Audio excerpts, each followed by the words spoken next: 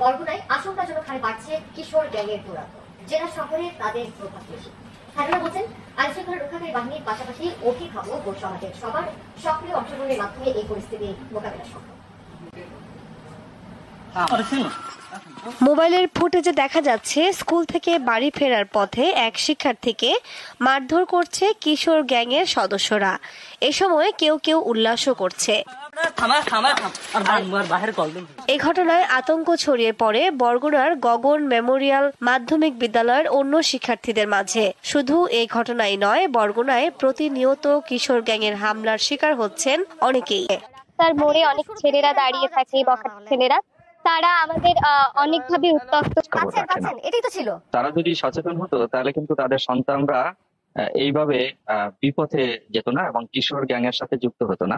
অবাধ ব্যবহার, ইন্টারনেটের যে সুযোগ সুবিধা, সেখান থেকেও কিন্তু কিশোর গ্যাংয়ের দৌরাত্ম্য বাড়ছে।